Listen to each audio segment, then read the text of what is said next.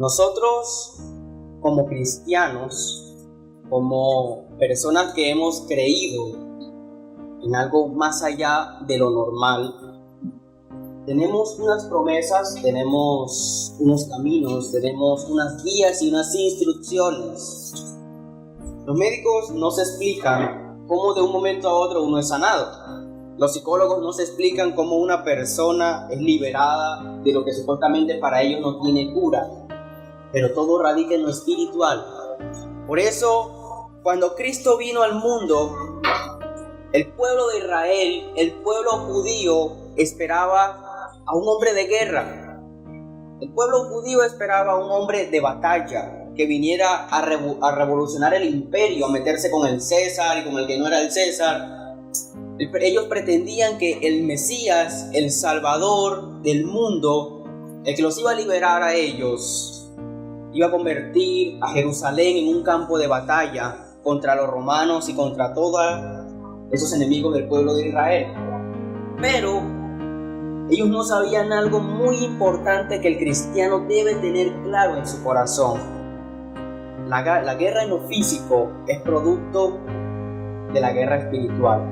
Todo lo que vemos hoy, los conflictos del mundo, de las naciones, todo es espiritual. Entonces, Jesús no podía venir y convertirse en un soldado de guerra y echarse a todo el ejército romano encima, teniendo el poder para hacerlo, porque no era ese la perdición en la que estaba el mundo en ese momento. Eso no era el problema realmente. Él venía a atacar, era la raíz.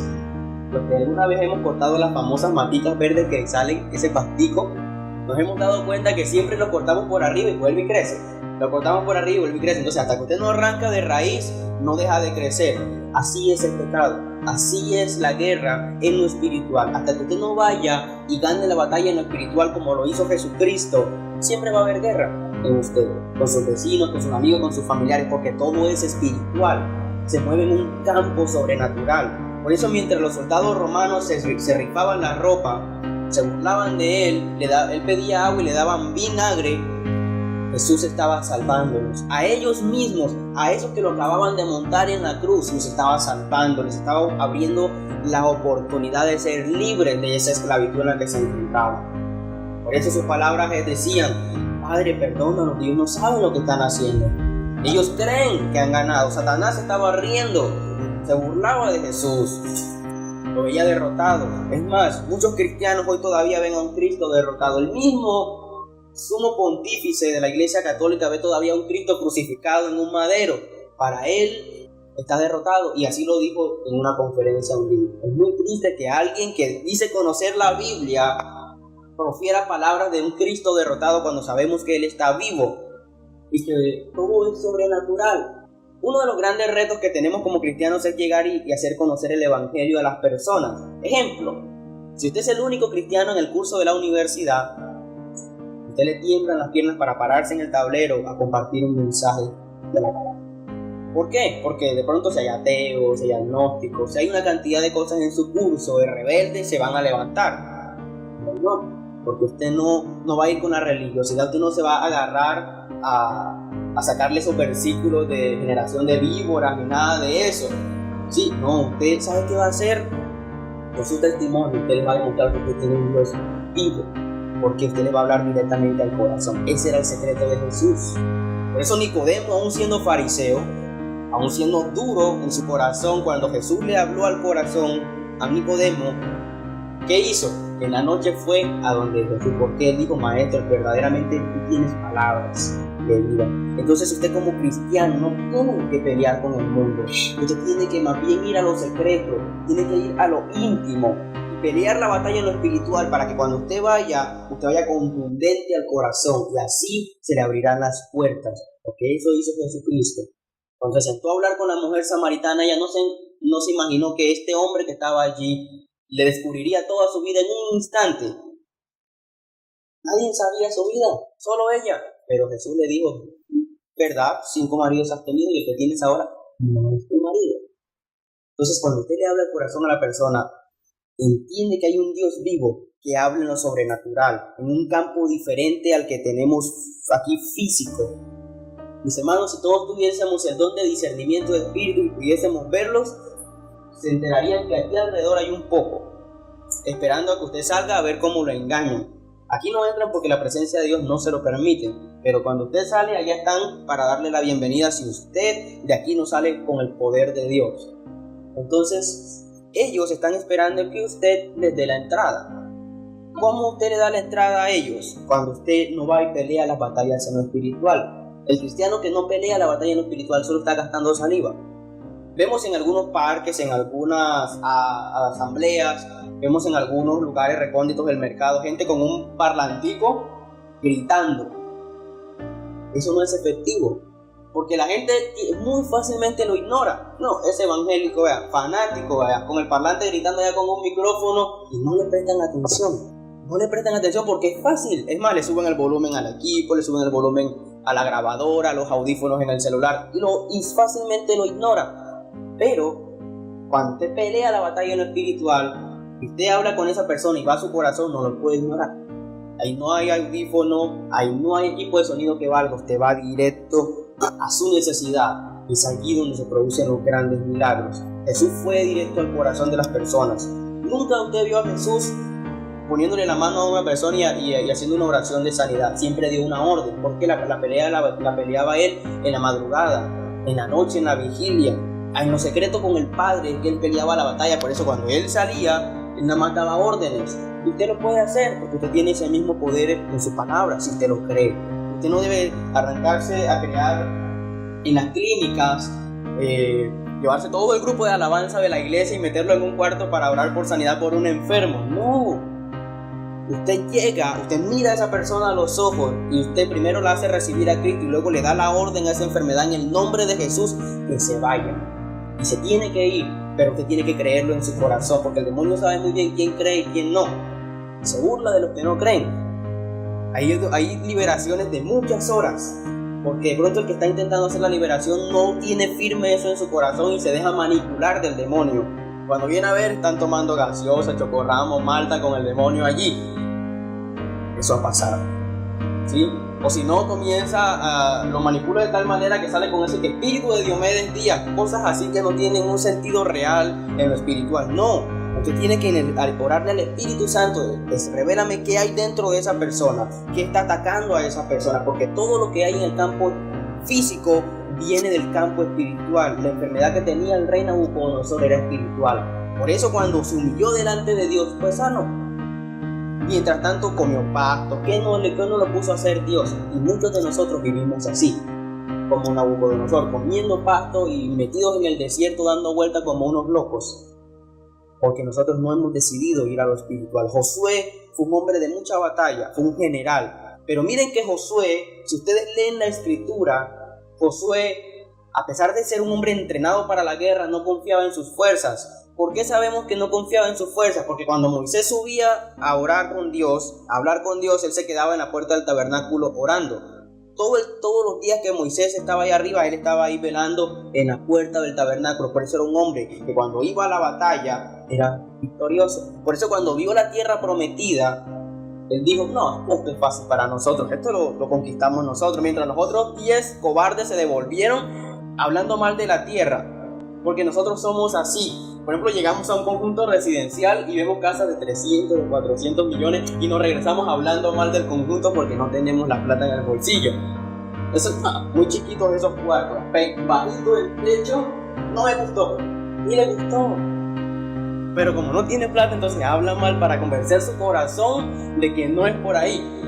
¿Sí ven? Ese es el cristiano que todavía no ha entendido cómo es que se ganan las batallas en lo espiritual. Usted tiene el poder, es que usted tiene en su bolsillo una chequera que es del reino de los cielos.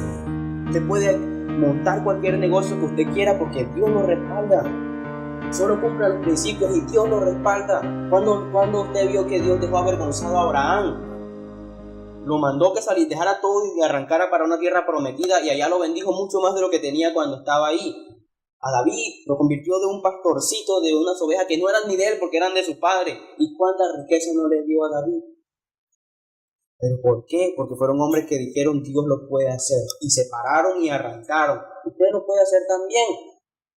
Pero todo esto es en el nombre de Jesús y hay unas revelaciones de Dios en el nombre de Jesús. En la parte A del versículo 43 del capítulo 5 de Juan, dice una frase: yo he venido en nombre de mi Padre. No vino por él mismo, no se glorificó a sí mismo, sino yo he venido en el nombre de mi Padre. ¿Por qué? Porque todas las cosas están sustentadas en el poder y la autoridad de Dios. Usted no va a ir a un lugar en su nombre, porque si usted lo hace en su nombre, le pasa como el de Cristiano en la secreta.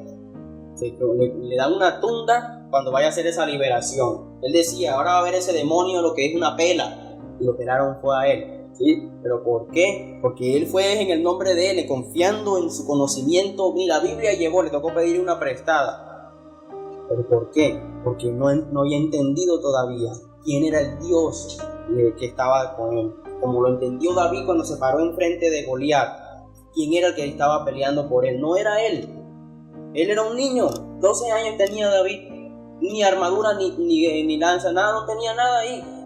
Porque mató a Goliat, acuérdense que fue con su misma espada. O sea, usted tiene tanto poder en el nombre de Jesús que usted coge las herramientas del mundo y con eso mismo las derrota. Porque eso fue lo que hizo David con Goliat. Con la misma espada de Goliat, cuando lo tumbó en el nombre de Jesús, le cortó la cabeza. Porque el mundo nunca se va a esperar que usted use sus artimañas para derrotarlo. Porque el mundo sí intenta usar la palabra de Dios para engañarlo a usted, como hizo Satanás con Jesús en el desierto. Y si usted no está a pilas, usted cae. Pero usted sí tiene poder para decirle a esa enfermedad, a esa situación financiera, que retroceda. Porque ese es el poder del nombre de Jesús. Entonces los atributos del Padre están en Cristo. En Cristo está cumplido todas las promesas. Cuando hablamos de Jesús, estamos desatando las cualidades de Dios, el poder, su autoridad, su provisión, su guía. Todo lo estamos desatando. Eso es en el nombre. Dice la palabra que Él le dio un nombre sobre todo nombre. ¿Sí? No le colocó cualquier nombre. Dios cuando iba a colocar algo, siempre le decía a la persona, colócale tal nombre. Lo hizo con Juan el Bautista, lo hizo con Jesús. Fue específico para que no le salieran con ponerle que Pablito, Juancito. Se imaginan nuestro Salvador llamándose, por ejemplo, Clemencio. ¿Sí? Porque eran demasiado creativos la gente antes, ¿no? Si usted mira de pronto los nombres de nuestros abuelos y nuestros bisabuelos, era muy creativa la gente antes con esos nombres. Entonces Dios se quería asegurar que no le fueran a salir con un nombre todo extraño ahí, sino que tuviera un nombre que reflejara la autoridad de Él, el poder que Él tenía. Y así lo hizo con usted. Mire, el nombre de usted tiene un significado muy especial. Usted lo averigua, usted descubre más o menos el propósito que Dios tiene con su vida, porque Dios se encargó de guiarlo.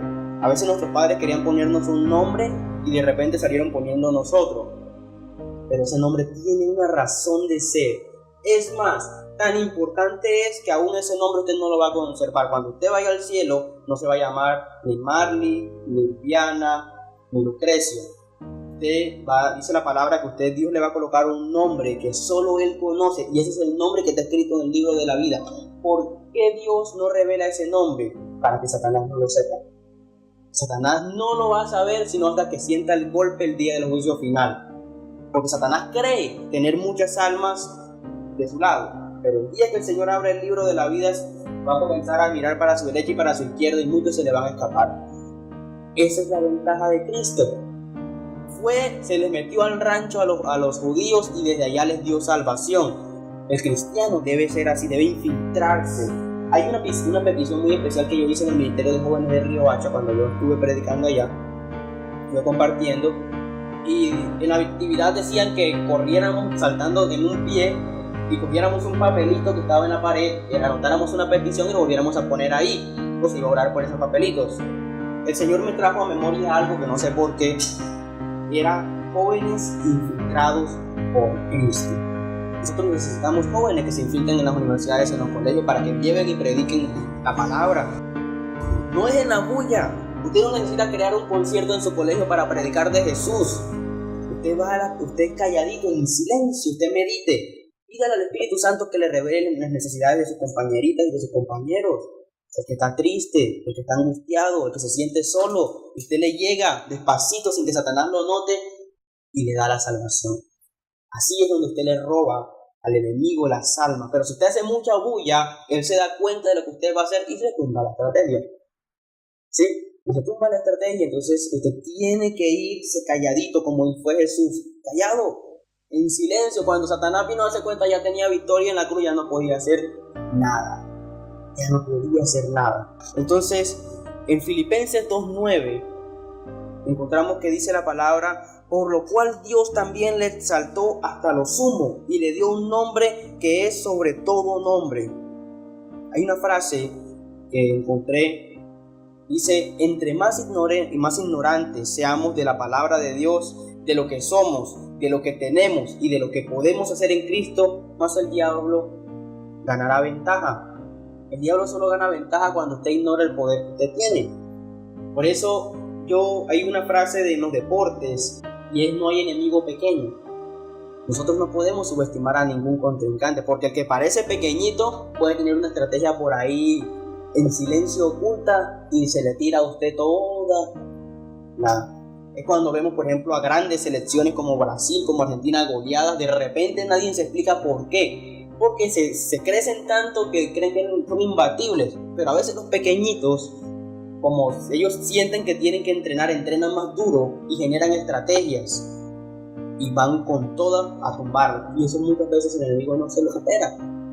Entonces los cristianos son hombres de infiltrarse, son hombres de guerra, son soldados de Cristo, preparados para toda buena obra. Si le toca a usted pintarse la cara de blanco y hacer de mismo en un parque, a mí ya me tocó hacerlo. Me tocó ponerme peluca, me tocó ponerme unas babuchas de esas de ositos de dormir de una niña y hacer de cuentahuesos en un parque. Todo el mundo se estaba riendo de mí, pero yo lo hacía para Cristo. Sí, y fue un tiempo muy especial porque logramos llevarle un mensaje a los jóvenes en ese parque en Barranquilla. Entonces nosotros no temamos, porque hay mucho religioso que dice: disfrazarse no es bueno, pintarse la cara no es bueno. ¿Qué es eso? Miren, pero hay una palabra en la Biblia que dice que Cristo se hizo como si fuera de ellos para ganarlos. Sí, fue y se le metió a la mujer samaritana, fue y se le metió a Nicodemo, se le metió al rancho a todo el mundo ahí. ¿Por qué? Que es que el cristiano tiene que ser inteligente. Dice que sea astuto como serpiente.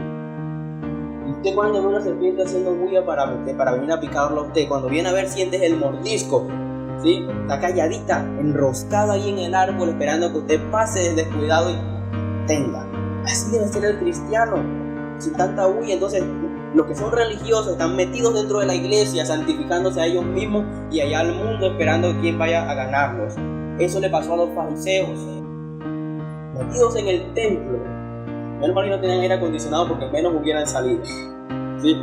Metidos en el templo los fariseos, y no salían a orar por los enfermos, y no salían, solamente esperaban que el leproso viniera y lo revisaban y determinaban si estaba o no estaba limpio, y ya lo mandaban para afuera del campamento.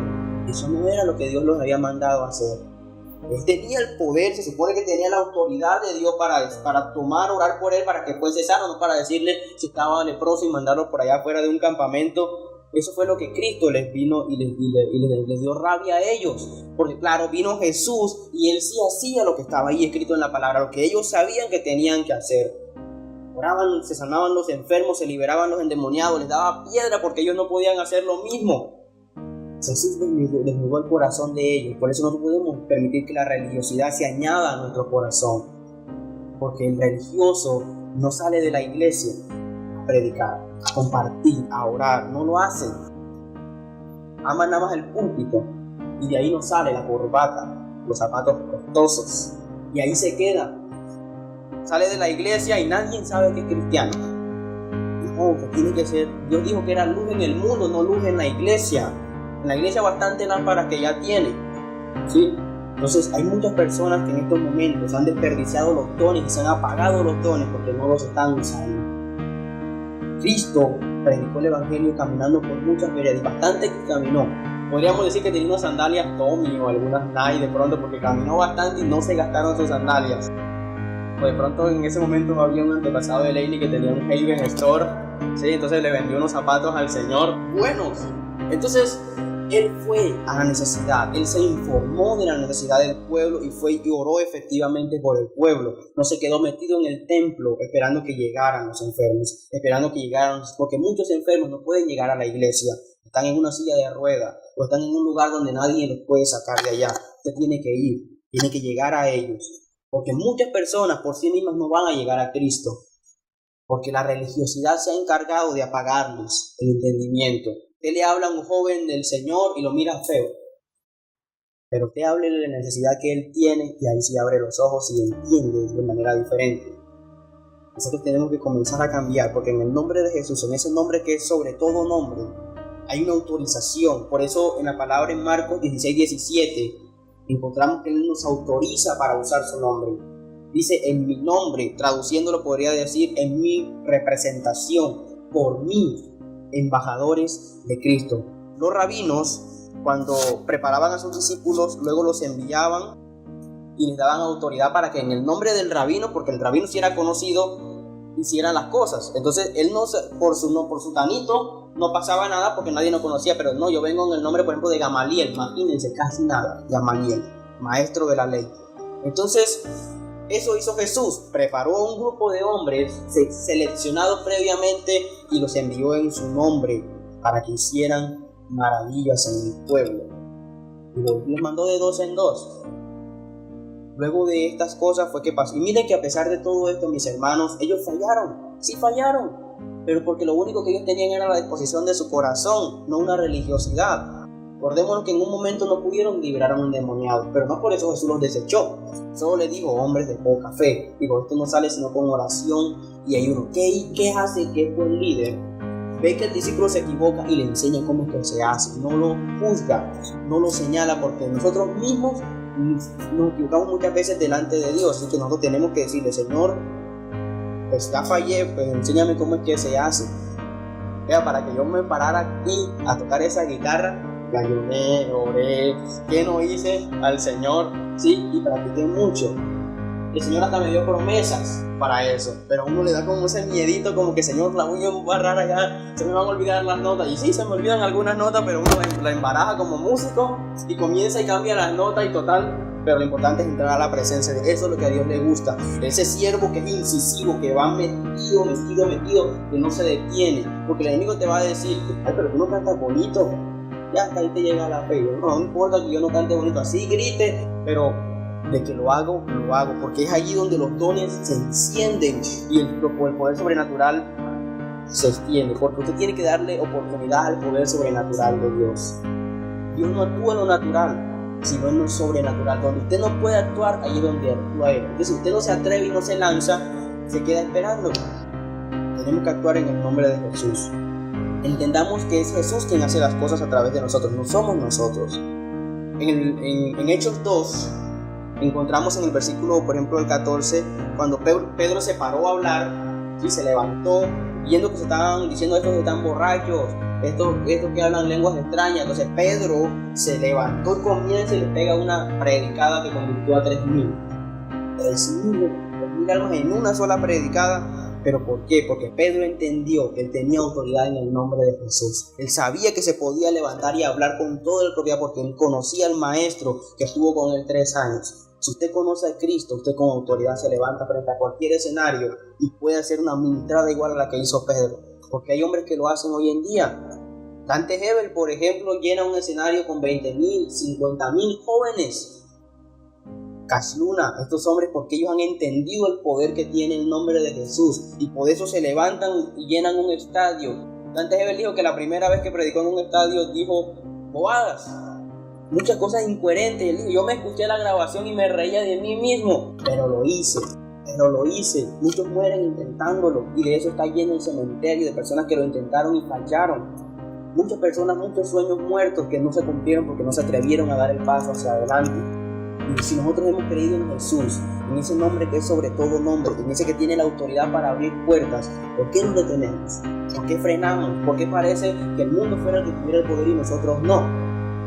Y yo coloco el ejemplo de las autoridades terrenales. 44 o casi 48 millones de colombianos que tienen el poder en sus manos para elegir buenos dirigentes, Parece que unos cuantos tuvieran el poder sobre toda Colombia, pero ¿saben por qué? Por la ignorancia. Porque Dios le gusta, Dios capacita a sus elegidos, pero los elegidos no se dejan capacitar. Es esa frase que dice por ahí en la universidad: a mí la inteligencia me persigue, pero yo corro más rápido. La escuché muchas veces en boca de mis compañeros. Y así le pasa al cristiano. Cristo correteando al cristiano para formarlo en los dones, y el cristiano corre más rápido que Cristo. ¿Sí? Eso no debe ser así. Nosotros tenemos que dejarnos formar. Él puede hacer cosas grandes. Cada uno de nosotros es una ficha fundamental en la iglesia. Aquí no sobra nadie. Aquí no hay desempleo como en el mundo. Aquí todos tienen un don, un talento para ganar almas, para ganar a la iglesia, para ganar al mundo, para Cristo. Pero usted tiene que atreverse a hacerlo. Tiene que atreverse a compartirlo. Hay personas que de repente están en un lugar y sienten que el corazón se les va por decir algo y no lo dicen. Porque tienen miedo, pero no, que tiene que hacer como Pedro: vea, levántese y dígalo. Si hace el ridículo, no importa. A alguna de esas personitas que estaba ahí lo tocó lo que usted dijo, así sea uno solo. Así sea uno solo. Miren, si hubiese sido tan solo una persona que se fuera a salvar en el mundo, aún así Cristo hubiera ido a la cruz.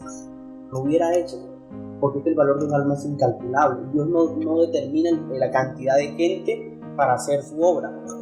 Uno solo que necesite ser salvado, y Él envía a su Hijo a la cruz. Entonces, mis hermanos, nosotros tenemos que creerlo. Miren, hay que apropiarnos de la habilidad que hay en su nombre. Dios no hará nada hasta que una persona se atreva a actuar en fe en el nombre de Jesús. En su nombre somos más que vencedores, lo dice Romanos 8:37. En su nombre somos invencibles, lo dice el Salmo 64. Tenemos fuerza, tenemos poder, lo dice Filipenses 4:13, cuando dice todo lo podemos en Cristo, pero es en Cristo que nos fortalece. El cristiano coloca esa frase en los buses, en las casas, en las puertas, pero no la cree. Siempre se llena su boca diciendo todo lo puedo en Cristo que me fortalece, pero no sabe lo que es estar en Cristo, no conoce el poder de Dios realmente, solo es religioso, y eso no desata nada. Entonces nosotros tenemos que saber que Dios le dio ese nombre en el cielo y en la tierra, convencernos de todo lo que contiene el nombre de Jesús. El que invoque ese nombre no será avergonzado. Lo que pide en su nombre tiene garantía en los cielos. Nosotros a veces no nos atrevemos a pedir cosas grandes, pedimos cosas pequeñas, pensando en que vivimos en Dios, pero tenemos un Dios grande, que puede dar cosas grandes. Nosotros tenemos que atrevernos a dimensionar lo más grande. ¿Qué hizo David cuando diseñó el templo? No diseñó un templo pequeño, no diseñó cualquier templo. Los recursos que David necesitaba para el templo no los tenía. Acuérdense que cuando él presentó el proyecto, fue el mismo pueblo el que comenzó a ofrendar de sus riquezas para el templo, tanto que luego tocó decirle que ya no trajeran más porque ya eran muchos. Entonces Dios, cuando usted sueña en grande, Él es un socio, Él es un inversionista, Él le gusta invertir en los proyectos grandes, porque para eso nos colocó la capacidad intelectual para grandes proyectos, para que no vivamos nosotros en cosas pequeñitas, porque tenemos un Dios pequeñito entonces, y no, ni siquiera los cielos pueden contener la grandeza de Dios. Por eso tiene que atreverse a soñar en grande, no limitarse. Nosotros necesitamos revelación del poder que opera en nosotros en el nombre de Jesús. Por Cristo suceden todas las cosas. Acordémonos que en la parábola del hijo pródigo hubo uno que se fue y se gastó las riquezas, pero hubo uno que se quedó, y entonces cuando regresó el otro se enojó porque el padre hizo fiesta. Le dijo: padre, este fue y se gastó todo y tú le haces fiesta, y yo que estuve aquí, que me quedé y todo eso, no me das ni un cabrito ni una iguana para al menos saborear carne. Entonces, ¿qué le dijo el padre? Hijo, pero si todo lo mío es tuyo. Y así vivimos los cristianos en la iglesia, pareciera que viviéramos alquilados.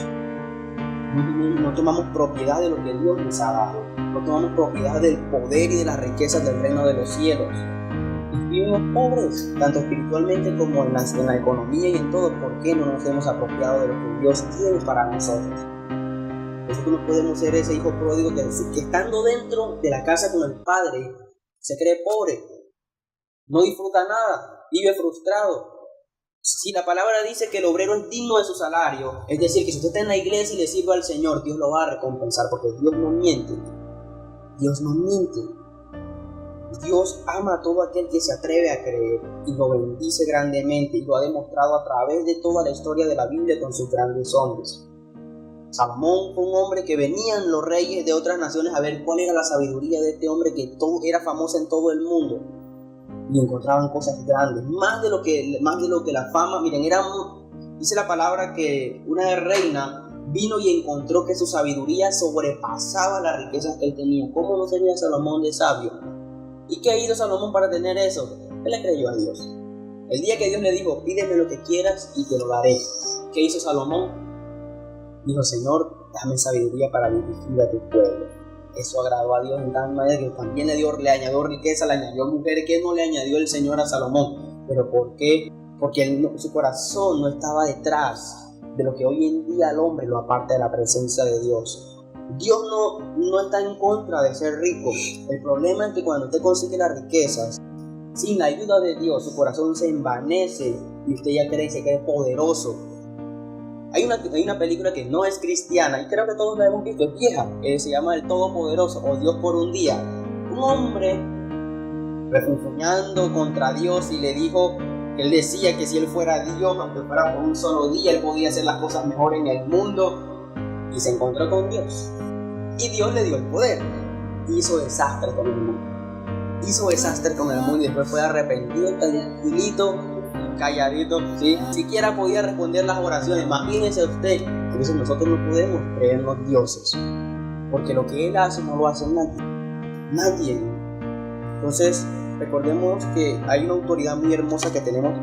Volviendo al versículo de Marcos 16, del 17 al 18, dice que hay unas señales que seguirán a los que creen, no a los que están dentro de la iglesia, a los que creen, no a los que están sentados calentando la banca, corriéndose el aire acondicionado, no, a los que creen. Estas son las señales que los siguen. Dice, en mi nombre tomarán y echarán fuera demonios, hablarán nuevas lenguas, dice, tomarán serpientes en sus manos, eso incluye a la suegra, y si bebieren cosa mortífera, no les hará daño, sobre los enfermos pondrán sus manos, y dice, sanarán. Pero eso es a los que creen, eso no es a los que viven metidos en el templo, ¿sí? Dependiendo del pastor. Parece que el pastor tuviera muchos hijos. Siempre pídale al pastor, pero no desarrollan fe, no desarrollan ese poder espiritual que tiene todo cristiano, ¿sí? Por ejemplo, si siente miedo de que su familia lo eche de la casa, entonces pastor, venga para que ore, que mis papás me van a sacar de la casa. ¿Cuántos años tiene usted? 34. No, mi hermano, esas son cosas que son inéditas. Ya a esa edad usted tiene que hace rato tener al menos una meta definida, ¿sí? Una meta definida. No podemos nosotros vivir así con Dios. Nosotros sí, el pastor ayuda a los que están débiles en la fe, los va ayudando a crecer, los va acompañando, los toma de la mano, pero hay un momento en que ese débil se convierte en fuerte y ya camina solo. Entonces ya no es guiado, sino que él guía a otros a seguir el camino, y por eso es que se multiplica el evangelio. O si no se multiplica, sino que son todo el mismo grupo de la iglesia siempre, todos llenos, la iglesia full de gente, pero todos débiles en la fe. El único ungido es el pastor, o la pastora, o el líder. El único que desarrolla los dones es el pastor. Entonces el resto de la iglesia, nada. Y eso no es la iglesia de Cristo. Esa no es la iglesia de Cristo. Todos ellos tenían poder y autoridad. Pedro sanaba gente con la sombra, los mantos, la túnica. Elías era un hombre que echaba la túnica en el agua y el agua se secaba. Todo eso y lo heredó Eliseo, que hizo lo mismo cuando Elías fue llevado. Entonces Eliseo cogió la túnica y dijo, vamos a probar para ver si es verdad, y echó la túnica y pasó lo mismo, porque creyó, ¿sí? Porque creyó. En algunas películas antiguas se veía que los hombres se quitaban la chaqueta cuando había un charco para que la mujer pasara. Pues hoy en día, pues, con esos ríos de agua y esos aguaceros, pues no podemos hacer eso, pero al menos nosotros tenemos un poder de guiar. Nosotros tenemos que ser caballeros a las damas. Un día yo andaba con una camisa manga larga y veníamos de la iglesia en Barranquilla, y pues yo tenía a mi novia. Ese día, tremendo aguacero, y ella se había hecho el blower. Ay, me voy a mojar el pelo.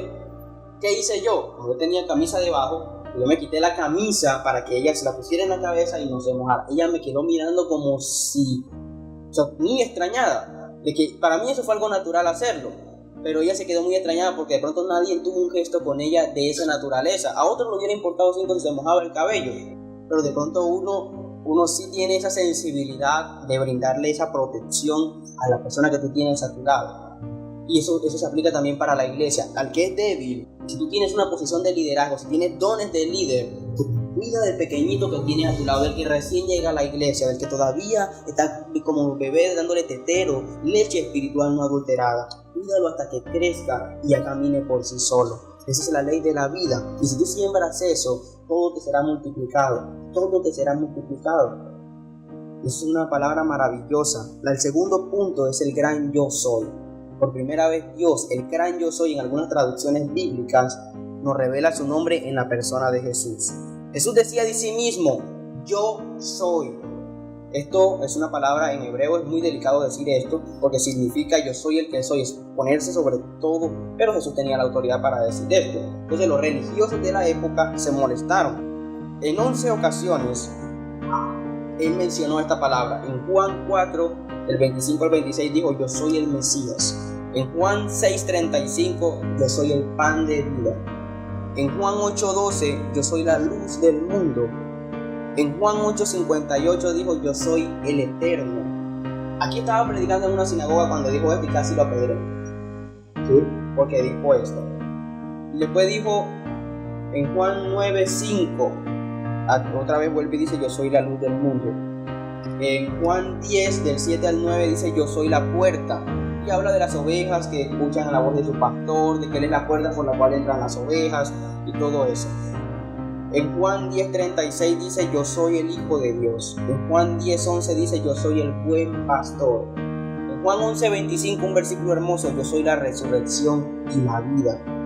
En Juan 14:6 dice, yo soy el camino y la verdad y la vida. Con estas palabras acaba uno toda religión, porque nunca nadie, ningún filósofo, ningún pensador, ningún erudito fue capaz de mencionar una frase tan poderosa. En un colegio en Barranquilla hay unos murales, afuera hay frases de Aristóteles, de Albert Einstein, de todo el mundo, y en una esquina, en la última, hay una frase que dice, Jesucristo dijo, yo soy el camino y la verdad y la vida. Yo siempre que pasaba para la universidad en la UZ, yo decía, esa frase tumba todas esas que están allá, porque son 3 frases, 3 palabras, pero tienen un poder tremendo. Nadie fue capaz de decir algo tan poderoso. Entonces, yo quiero que nosotros leamos Juan 15:1 y con esto finalizamos. Leamos Juan 15:1, se los voy a leer en la traducción del lenguaje actual porque es una palabra muy hermosa y no quiero que nos perdamos esta traducción. Vamos a leer desde el versículo 1 hasta el versículo 11. Jesús continuó diciendo a sus discípulos, yo soy la vid verdadera y Dios, mi Padre, es el que la cuida. Si una de mis ramas no da uvas, mi Padre la corta, pero limpia las ramas que dan fruto para que den más fruto. Ustedes ya están limpios gracias al mensaje que les he anunciado. Si ustedes se mantienen unidos a mí, yo me mantendré unido a ustedes, ya que saben que una rama no puede producir uvas si no se mantiene unida a la planta. Del mismo modo, ustedes no podrán hacer nada si no se mantienen unidos a mí. El discípulo que se mantiene unido a mí y con quien yo me mantengo unido es como una rama que da mucho fruto, pero si uno de ustedes se separa de mí, no podrá hacer nada. Y dice, si ustedes se mantienen unidos a mí y obedecen todo lo que les he enseñado, recibirán de mi Padre todo lo que les pido.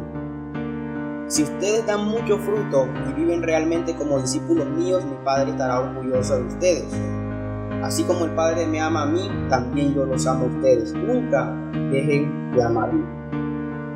Si obedecen todo lo que yo les he mandado, los amaré siempre, así como mi Padre me ama, porque yo le obedezco en todo. Y termina diciendo con una frase muy linda, dice, les digo todo esto, versículo 11, para que sean tan felices como yo.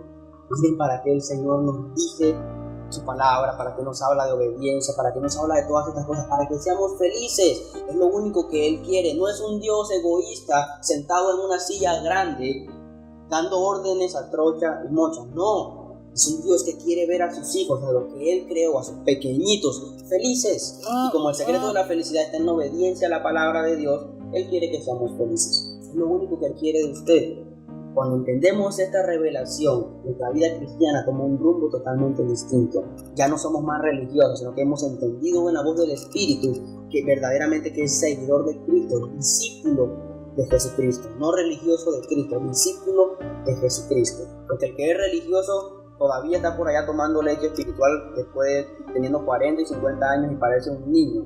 No, el que es discípulo de Cristo crece, no importando su edad física. Puede tener 12 años y tener la sabiduría de un hombre de 30, porque los hay. Hay un niño que usted habla con ellos y parece que estuviera hablando con un adulto.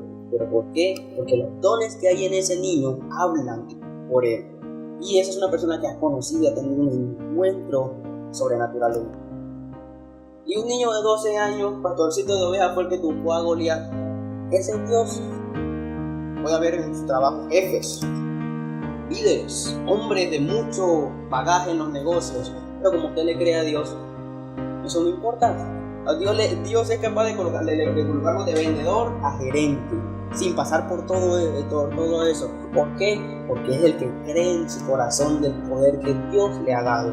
Por eso Jesús, sin haber pasado por una tremenda escuela de teología, agarraba a esos maestros de la ley y les daba sopa y seco. Porque el poder de Dios estaba dentro de él. Ese es el secreto de todas las cosas. Y todo esto se cumple en el nombre de Jesús. Entonces, si tenemos a Cristo, mis hermanos, lo tenemos todo. Cristo es la solución para nuestra vida. Cristo es la solución para todos los vacíos, para la iglesia. Todo está cumplido en Cristo. Por eso nosotros tenemos que creerlo, tenemos que confesarlo. Y así tenemos que dejar que nuestro corazón se vaya detrás de los grandes proyectos. Dejemos que nuestro corazón se vaya detrás de los grandes logros. La vida que usted tiene actualmente no es nada comparado a lo que Dios puede hacer si usted se atreve a dar pasos gigantes en su palabra y en la obediencia, sentido por experiencia propia.